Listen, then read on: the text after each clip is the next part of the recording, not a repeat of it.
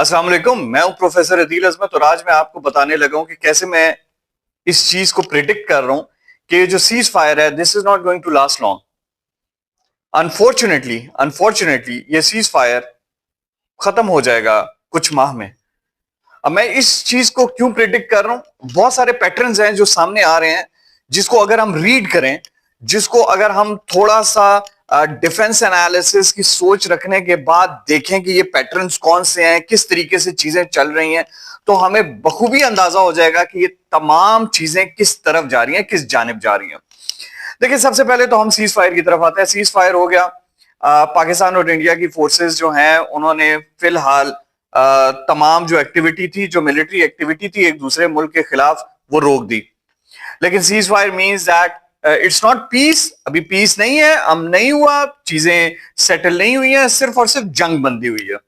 तो जंग का जो ऑफिशियल इख्तिताम है वो दोनों मुल्कों में से किसी ने डिक्लेयर नहीं किया, क्योंकि ऑब्जेक्टिव्स दोनों के बाकी हैं।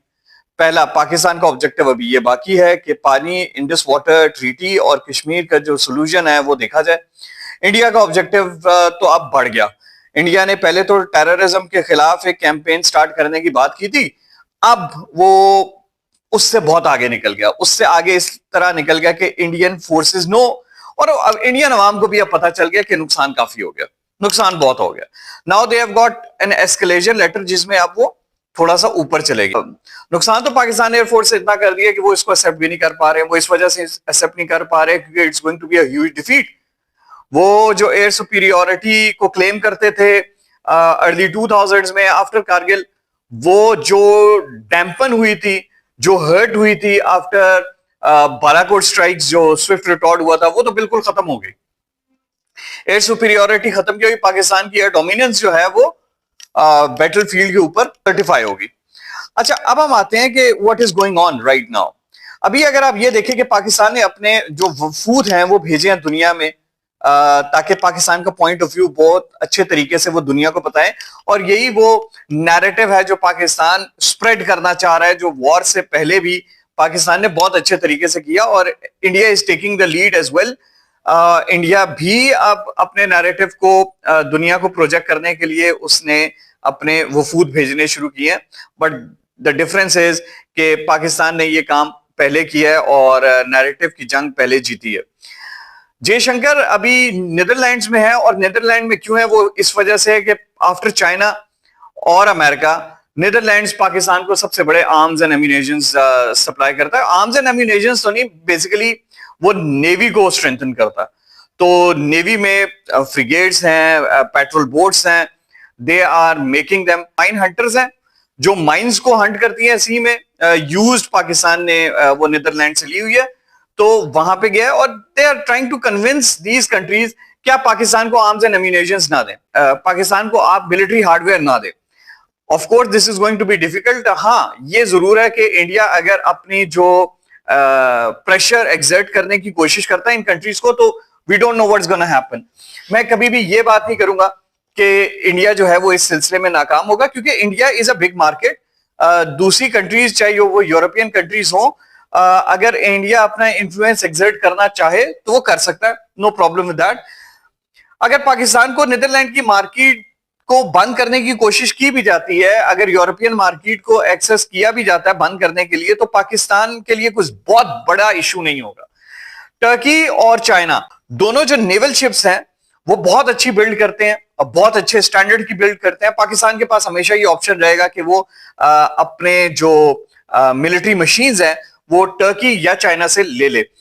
लेकिन प्रॉब्लम यह है कि ये इंटेंशंस आपको किसी डायरेक्शन की तरफ हेड होती हुई नजर आती हैं, और वो डायरेक्शन क्या है? इंडिया ने जो पहला अटैक किया, जो फर्स्ट वेव ऑफ अटैक था, उस वेव ऑफ अटैक में जो नुकसान इंडिया ने उठाया, उसके बाद कुछ दिन तक यही वेव्स चलते रहे, and India wanted a time out. इसमें तो कोई दो राय नहीं है, India wanted a time out.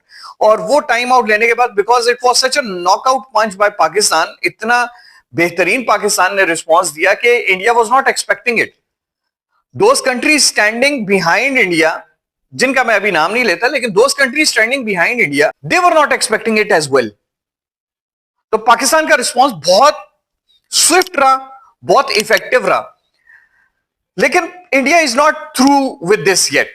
India अभी स्कोर सेटल करना चाहता है। इंडियन जब मिलिट्री एनालिस्ट से, जो मिलिट्री स्पोक्समैन है, उनसे जब ये पूछा गया कि आप हमें एटलीस्ट बताइए कि पाकिस्तान ने जो क्लेम्स करता है पाकिस्तान के हमने इतने जहाज इंडिया के गिरा दिए, तो आप इस सिलसिले में कुछ बताएंगे, तो उन्होंने कहा अभी ऑपरेशन सिंदूर खत्म नहीं हुआ, it has only been paused. और अभी हम जो है ये चीजें डिटेल्स आपके साथ शेयर नहीं कर सकते। असल में इशू ये है कि इंडिया ये चाहता है कि ऑपरेशन जब रिज्यूम करे तो पाकिस्तान के कोई ना कोई एसेट्स गिराने के बाद एक एक कंपैरेबल नंबर दे सके अपनी आवाम को। अभी वो 6-0 का क्या कंपैरेटिव नंबर देगा? तो इंडिया ये चाहता है कि वो कोई ना कोई प्लेटफॉर्म्स पाकिस्तान के गिराए, और उसको गिराने के लिए उसको ऑपरेशन सिंदूर को रिस्टोर करना है। उसको रिस्टोर करने से पहले उसने अपनी तैयारी करनी है, और वो तैयारी अभी चल रही है। वो तैयारी चल रही है ना सिर्फ इंडिया में बल्कि पाकिस्तान में भी। मैंने ये बात पहले भी की थी कि पाकिस्तान को एयर चीफ मार्शल ये जो जहीर अहमद बाबर सिद्धू हैं, हमें ये चाहिए है, हमें ये बहुत इंपॉर्टेंट है। ये हमारे जो भी हम लोगों ने वॉर एक टैक्टिक्स बनाई, एक स्ट्रेटेजी बनाई है, जो हम लोगों ने पावर प्रोजेक्शन की है, हमें इसकी कंटिन्यूएशन चाहिए। हमें इसी फिलॉसफी पे, जिस फिलॉसफी में हम लोगों ने इंटीग्रेशन की, स्पेस की, एवैक्स की, रेडार्स की, एरियल प्लेटफॉर्म्स की, ड्रोन्स की, जो हम लोगों ने तमाम एक टेक्टिकल मूव बनाया प्लैफ के साथ मिलके, हमने इसकी कंटिन्यूएशन चाहते हैं। यही एक मूव है जिसकी वजह से गवर्नमेंट ऑफ पाकिस्तान ने बहुत जबरदस्त मूव ये किया है कि इनको कंटिन्यू रखा। हमें यही स्ट्रेटेजी जो है वो आगे हम लोगों ने कंटिन्यू करनी है। It was such an effective strategy. मैंने आपसे कहा कि F-16 को तो हम लोगों ने बाहर कर दिया। F-16 तो किसी गेम में था ही नहीं। एमरैम्स तो किसी गेम में था ही नहीं। एमरैम तो किसी खाते में आया ही नहीं इस दफा। एमरैम्स की तो बात इंडिया तक ने नहीं की है। आपने देखा कि बालाकोट स्ट्राइक के बाद जब हम लोगों ने जो अटैक किया था स्विफ्ट रिटॉर्ड में, क्या नैरेटिव चल रहा था? एमरैम्स 120C, एमरैम्स 120C5 जो है ये पाकिस्तान एयरफोर्स ने फायर किया, F-16 यूज किए। अब तो इंडियन जो स्पोक्स पर्सन है उन्होंने भी एक भी क्लेम ये नहीं किया कि पाकिस्तानी F-16 यूज हुए। हालांकि पाकिस्तान के पास ब्लॉक 50-52 F-16 है। पाकिस्तान के लिए लेटेस्ट F-16 है, कन्फर्मल CFTs के साथ हैं, कन्फर्मल फ्यूल टैंक्स हैं, बेस्ट ऑफ द वेपनरी है, यूज नहीं हुए। क्योंकि हम लोगों ने जो बैटल तमाम सिनेरियो बनाया हुआ था, that scenario fitted in best, और उसने हमें रिजल्ट दिए, और हम इसी को आगे लेके अब देखें खबरें क्या क्या आ रही हैं। पहली खबर ये आ रही है कि पाकिस्तान J-31 जो है वो रिसीव करेगा, as soon as possible receive करेगा। 6 मंथ की हमें पहले मिल जाएगा J-31। कब मिलेंगे? ऑफ कोर्स ये तो पाकिस्तानी और चाइनीज गवर्नमेंट ऑफिशियल्स आपस में निगोशिएट कर रहे होंगे, लेकिन Pakistan will get J-31 as soon as possible. Pakistani pilots must be getting trained on them. अगर J-31 पाकिस्तान के पास आ रहा है तो इसका मतलब यह है कि पाकिस्तानी पायलट्स फिलहाल गए हुए हैं। अगर J-31 पाकिस्तान के पास आ जाता है तो हमारे पास 3 एरियल प्लेटफॉर्म्स हो जाएंगे, JF-17 थंडर ब्लॉक 2 और 3 दोनों। 1 भी है, 1 को मेरे ख्याल में अपग्रेड कर दिया गया होगा, ये कर रहे होंगे। तो JF-17 थंडर ब्लॉक 2 एंड 3, फिर हमारे पास आ जाएगा J-10C, फिर आ जाएगा J-31। मतलब 3 प्लेटफॉर्म्स। तीनों प्लेटफॉर्म्स इंटीग्रेटेड होंगे आपके एवैक्स के साथ। तीनों प्लेटफॉर्म्स एवैक्स इंटीग्रेटेड होगा आपके सैटेलाइट्स के साथ। तो जो एक पूरी इंटीग्रेशन है चाइनीज वेपनरी की, वो इंटीग्रेशन आ जाएगी। PL-15 तो हम लोगों ने पहले ही सक्सेसफुली यूज कर दिया, बेहतरीन। अब J-31 में ये होगा, हमारे पास स्टेल्थ भी आ जाएगा। स्टेल्थ वो वाहिद चीज है जो पाकिस्तान के पास इस रीजन में होगा। इंडिया पाकिस्तान सिनेरियो में Pakistan will be the first country to use the stealth aircraft. ये बहुत बड़ी एक हमारी कामयाबी होगी। अच्छा, इंडिया के पास भी ऑप्शंस हैं, लेकिन इंडिया के पास ऑप्शंस ये हैं कि वो रशिया के पास जाए और Su-57 उठा ले। लेकिन रशिया फिलहाल इतना इंगेज है यूक्रेन वॉर में कि वो तो बाकी उन कंट्रीज से, जिन कंट्रीज में उससे सामान पहले भेजा हुआ था, उनसे वापस मांगता है कि चूंकि we are in a war situation with Ukraine, तो हमें इंजन चाहिए, हमें फाइटर जेट्स चाहिए, क्योंकि उनकी अपनी जो इंडस्ट्री है वो उस वॉर को केटर कर रही है, वो अभी ऑर्डर्स देने के काबिल नहीं है। तो इंडिया Su-57 तो अभी ले नहीं सकता। अब हम आ जाते हैं F-35 में। F-35 इतनी जल्दी यूनाइटेड स्टेट्स के साथ अगर नेगोशिएशंस करेंगे तो यूनाइटेड स्टेट्स तो आपको जाके देगा 2-3 साल के बाद कम से कम। F-35 रेडिली अवेलेबल तो नहीं होंगे, और कॉन्फ्लिक्ट में कभी भी यूनाइटेड स्टेट्स कॉन्फ्लिक्ट के दौरान इंडिया को F-35 नहीं देगा। This is my analysis, this is my analysis. ठीक है, अमेरिका ने इंडिया को अपाचीज दिए हुए हैं, अमेरिका ने इंडिया को और मिलिट्री हार्डवेयर दिया, ट्रांसपोर्ट एयरलिफ्ट एयरक्राफ्ट दिए हुए हैं, लेकिन giving an F-35 in the middle of उस जो आप लोगों ने वो सीज फायर अनाउंस किया, वो भी अमेरिका ने कराया ना। सीज फायर अनाउंस करने के बाद आप एक कंट्री को आर्म नहीं कर सकेंगे। तो पाकिस्तान एक बहुत अच्छी सिचुएशन में, जिस तरीके से चीजें जा रही हैं ये हमें कन्विंस कर रही हैं कि ये cease fire within 6 months it has to end. ये सीज फायर एंड होगा दोनों तरफ से, दोनों तरफ से। मैं ये नहीं बात कर रहा कि पाकिस्तान इसको खत्म करेगा, हो सकता है इंडिया करे, और इंडिया के ज्यादा स्टेक से खत्म कर देंगे। क्यों? क्योंकि इंडिया ने अपनी आवाम को कुछ बताना है। इलेक्शन में जाने से पहले the Modi government has to tell the people कि यार अगर हम लोगों के इतने एयरक्राफ्ट गिरे हैं, इतने प्लेटफॉर्म गिरे हैं, तो हम लोगों ने भी ये गिराया है। उनके लिए तो एक बहुत बड़ी बात बन गई है। उनके लिए तो स्कोर सेटल करना उनकी ईगो का मसला, उनकी तमाम की तमाम रेपुटेशन का मसला। इस वक्त इंडियन एयरफोर्स एक्सट्रीम प्रेशर में है। क्यों? Indian air force kept on telling the government कि मत करें, ये मत करें। मिलिट्री को तो कोई नुकसान नहीं हुआ ना। मिलिट्री को क्या नुकसान हो जाता है कि आपकी कुछ चौकियां चली जाती हैं, ठीक है, बॉम्ब शेल्स गिरते हैं, तो क्या होता है, आधा आबादी पे गिरता है, कभी मिलिट्री इंस्टॉलेशन पे गिर जाते हैं। उनका नुकसान इतना डॉक्यूमेंट भी नहीं होता, इतना प्रोपेगेट भी नहीं होता। नेवी आई नहीं कॉन्टेस्ट में, नेवी नहीं आई, नेवी नहीं आई। एयरफोर्स दोबारा से जनाब, उनकी एयरफोर्स अपनी रिप्यूट को तबाह करके वापस आ गई। और एयरफोर्सेस पावर प्रोजेक्शन होती हैं, एयरक्राफ्ट कैरियर नहीं होते। अच्छा, एयरक्राफ्ट कैरियर भी पावर प्रोजेक्शन कैसे होते थे, ये भी मैं आपको बड़े मजे की बात बताता हूं। एयरक्राफ्ट कैरियर इस तरीके से पावर प्रोजेक्शन होते थे कि वो basically aircraft carrier is a floating air force base. ऐसी है ना, it's an air force base on water, it's a mobile air force base.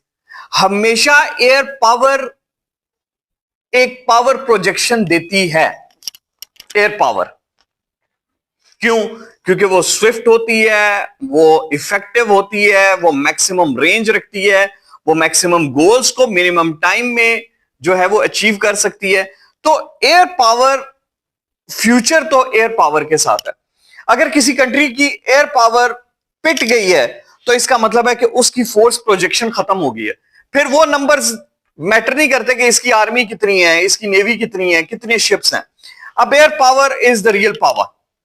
आपने अगर एयर पावर में नुकसान उठा लिया है तो इसका मतलब यह है कि आपने मिलिटरीली नुकसान उठा लिया। इंडियन मिलिट्री एस्टेब्लिशमेंट को इस बात की समझ आ गई है।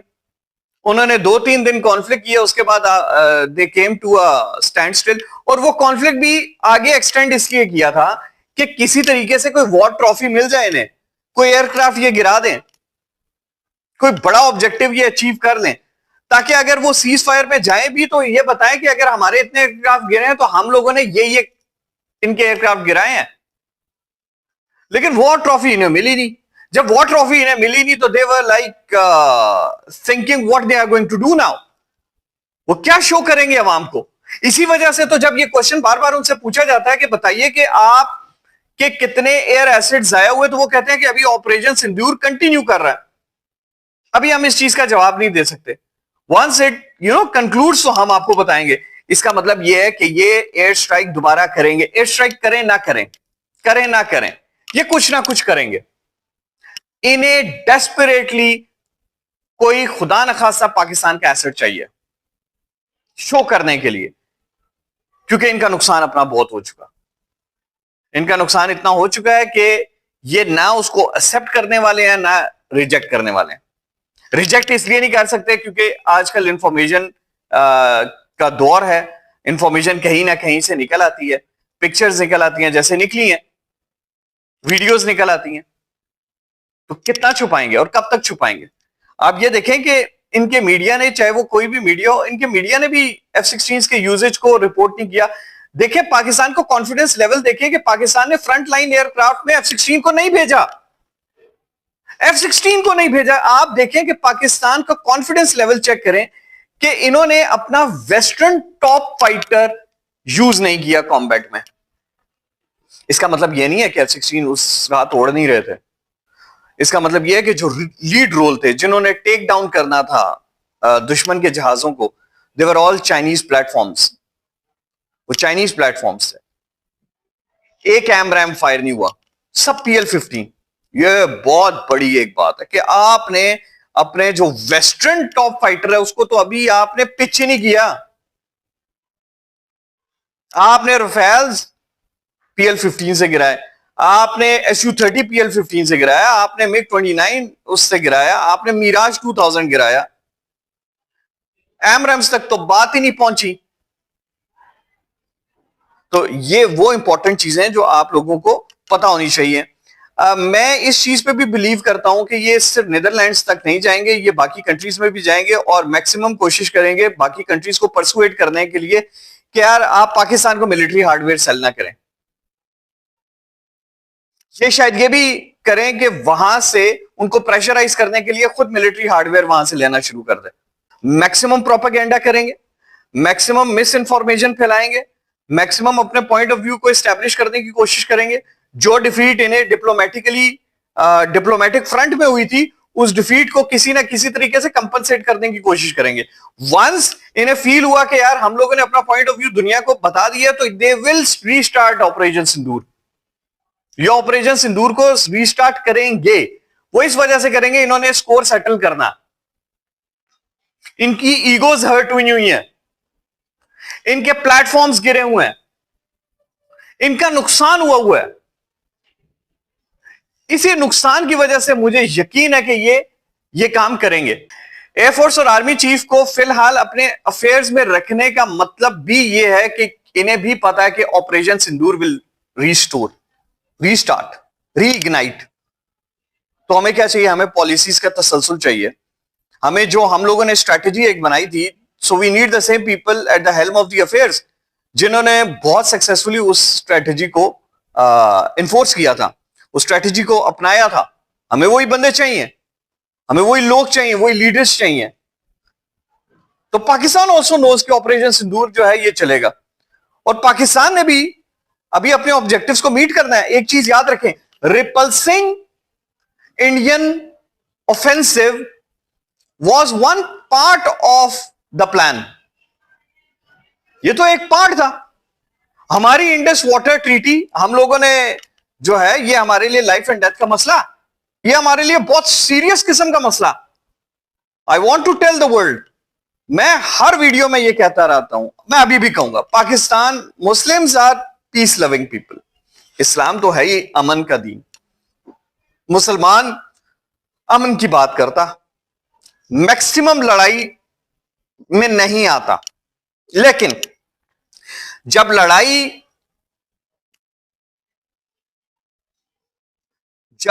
इन्फोर्स कर दी जाए तो कभी भी फिर मैदान को खाली छोड़ के नहीं जाता। तो अभी तो हमारा स्कोर सेटल होना है। हम लोगों ने अभी इंडस वाटर ट्रीटी को रिस्टोर कराना और कश्मीर के ऊपर बात करनी है। ये मैं आपको एक और चीज बताऊं, ये जो आप लोगों ने पहलगाम किया है, खुद किया, आप लोगों ने, this was a blessing in disguise for Pakistan. क्यों, किस तरह? कश्मीर को आपने इंटरनेशनलाइज कर दिया, पाकिस्तान एयरफोर्स को एयर सुपीरियोरिटी दिला दी, और अब आप बैठे और डिप्लोमेटिकली पाकिस्तान का पॉइंट ऑफ व्यू जो है वो एक्सेप्ट हुआ। अमेरिका ने इसको बैक किया, अमेरिका ने कश्मीर की बात की। आप हमेशा से ये कहते रहते कश्मीर बायलैटरल इशू है, अमेरिका ने कहा नहीं, this is not a bilateral issue, आए बैठे बात करें। पाकिस्तान बिल्कुल इन टॉक्स में है, टॉक्स से कभी हम लोग नहीं घबराते, लेकिन टॉक्स फ्रूटफुल होनी चाहिए। टॉक्स में पता चलना चाहिए कि दूसरा कंट्री जो है वो सिंसियर है अपनी एफर्ट्स में।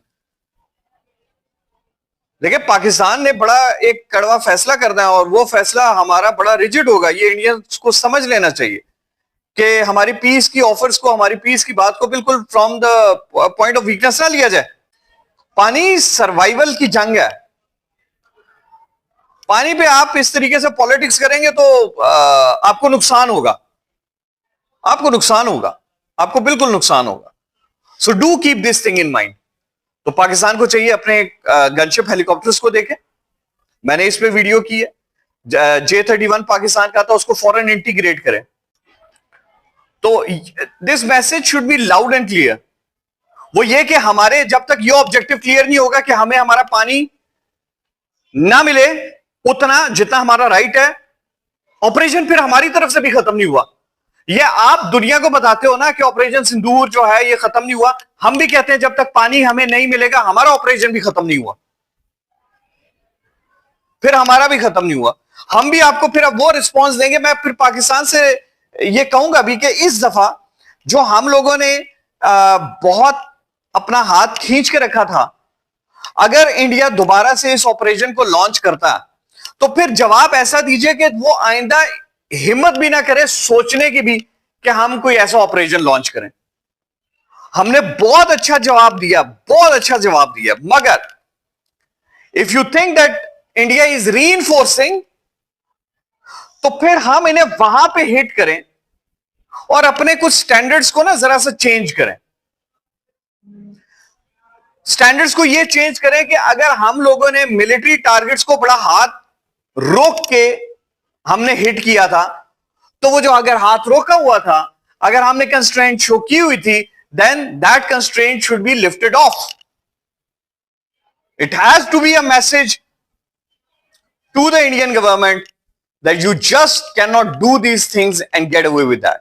आप अपने जो डिप्लोमेटिक तमाम मैसेजिंग है वो करें दूसरी दुनिया को।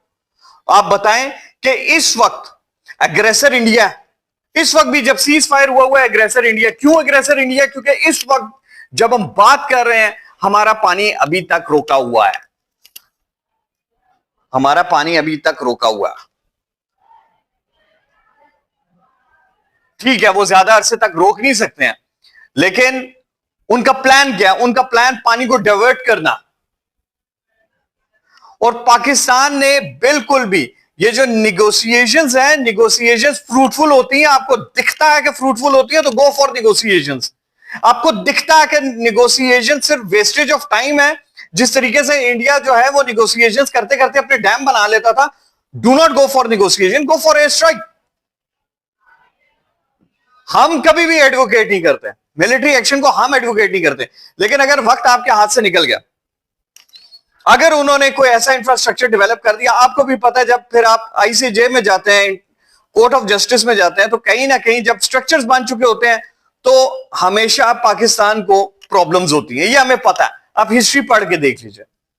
हम क्यों वेट करें कि वो स्ट्रक्चर्स को बनाए? स्ट्रक्चर्स को आप तबाह करें अगर वो स्ट्रक्चर्स बनाते हैं। आप इसराइल को देखें, पूरी दुनिया फलस्तीनियों के हक में बोल रही है, उसको कोई इश्यू नहीं है, वो अपने ऑब्जेक्टिव्स को मीट कर रहा है। दुनिया ये नहीं देखती है कि राइट क्या है रॉन्ग क्या है, दुनिया ये देखती है पावरफुल कौन है। मैं फिर भी ये बात नहीं कर रहा कि पाकिस्तान एग्रेशन करे, पाकिस्तान बात करे, लेकिन कुछ चीजों के ऊपर बातचीत नहीं हो सकती। वो बातचीत ये नहीं हो सकती, रिस्पेक्ट के ऊपर कॉम्प्रोमाइज नहीं है, पानी के ऊपर कॉम्प्रोमाइज नहीं है। पानी आप सोचिए तो सही ना, ये कितनी बड़ी एक चीज है। आपकी तो है ही एग्रीकल्चरल इकोनॉमी, सिर्फ पीने के लिए इस्तेमाल तो नहीं होता, वो तो आपको इकोनॉमिकली आपको डिसइंटीग्रेट करने के ऊपर तुला हुआ है। पाकिस्तान में तो पहले ही वाटर का इमरजेंसी है, पानी पाकिस्तान में है नहीं, डैम्स हम लोगों ने बनाए नहीं, तो पाकिस्तान के लिए ये सर्वाइवल का क्वेश्चन है, सर्वाइवल का। Be ready.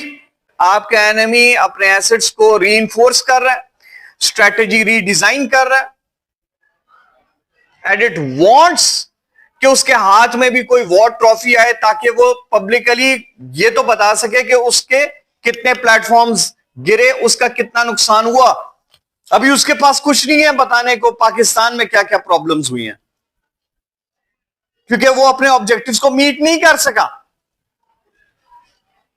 तो पाकिस्तान को चाहिए कि इस सिलसिले में रेडी रहे, हमारी स्ट्रेटजी बिल्कुल इन्फोर्स्ड होनी चाहिए, हमारी नेशन में ये चीज होनी चाहिए, हमें मेंटली इस चीज के लिए प्रिपेयर रहना पड़ेगा कि ये मार्का होगा, ये मार्का होगा, उनकी तरफ से होगा। लेकिन फिर पाकिस्तान जो रिस्पॉन्स दे, इस दफा जो पाकिस्तान रिस्पॉन्स दे, बस बहुत हो चुका, बहुत हो चुका। पाकिस्तान इस दफा रिस्पॉन्स दे, प्रीएम्प्टिव स्ट्राइक भी करनी पड़े तो करे। अगर पाकिस्तान को ऐसा लगे कि there is going to be a strike, preemptive करें, प्रीएम्प्टिव करें, दुनिया को बताएं कि this is what they are doing on their soil, हम प्रीएम्प्टिव जाएंगे। आप इंडिया को अंडर प्रेशर रखें, इस दफा प्रेशर इंडिया के शोल्डर्स पे रखें, उनको प्रीएम्पशन की स्ट्राइक के बोझ में रखें और उनको यह बताएं कि आपके बड़े सिटी सेंटर्स के अंदर मिलिट्री टारगेट्स को हिट करें। सिर्फ इंटरनेशनल बॉर्डर के करीब मिलिट्री टारगेट्स को हिट ना करें, उन सिटी सेंटर्स में जो बिल्कुल दूसरे बॉर्डर्स के भी करीब है, हर जगह उन मिलिट्री टारगेट्स को, चाहे वो ज्यादा इंपॉर्टेंट ना भी हो, हिट करें, ताकि आप पैगाम दें कि everything is with in range. अगर इंडिया ने ब्रह्मोस इस्तेमाल करते हुए नहीं घबराया, जो कि एक न्यूक्लियर उनका वॉरहेड लेके जाने वाला मिसाइल था, तो पाकिस्तान भी अपने क्रूज मिसाइल्स को यूज करे। मैं कभी भी नहीं चाहूंगा कि जंग हो, लेकिन अब हमें प्रीएम्पशन की तरफ जाना पड़ेगा, अब हमें प्रीएम्प्टिव स्ट्राइक्स की तरफ जाना पड़ेगा। अब हमें ये जो प्रेशर है, जो एयरफोर्स का प्रोजेक्शन ऑफ पावर का प्रेशर है, ये इंडिया के ऊपर, it has to be felt in India. और हमें ये बताना पड़ेगा कि अगर ये नेगोशिएशंस जो हैं वो जल्दी कंक्लूड नहीं होती हैं, ये फ्रूटफुल नहीं होती हैं, ये किसी डायरेक्शन में जाती हुई नजर नहीं आती हैं, इंडस वाटर हमारा जो ट्रीटी है वो रिस्टोर नहीं होता, इंटरनेशनल गारंटीयर्स नहीं आते हैं, कश्मीर के ऊपर बात नहीं होती है, तो Pakistan can launch a preemptive strike in order to safeguard its own people. Preemption की तरफ जाएं, आपकी एयरफोर्स में बिल्कुल ये एबिलिटी है कि प्रीएम्पशन की तरफ जाएं। Don't worry, it is not going to end up on the nuclear front. जरा उसको भी प्रेशर दीजिए, अपने एनिमी को भी। आखिर में हमारी दुआ हमेशा से यही है और रहेगी कि जंग की तरफ बात ना आए, लेकिन याद रखिए कि हमें प्रिपेयर वर्ड्स के लिए करना पड़ेगा। और इंशाल्लाह हमारी प्रिपरेशन ऐसी होनी चाहिए कि it has to be a final message, जिसके बाद इंडिया ऐसी कोई हरकत के मुतालिक ना सोचे, सिर्फ पॉलिटिकल एंड्स के लिए, सिर्फ पॉलिटिकल एंड्स के लिए। Do like, subscribe and support professor Adeel Azmat. Take care, अल्लाह हाफिज।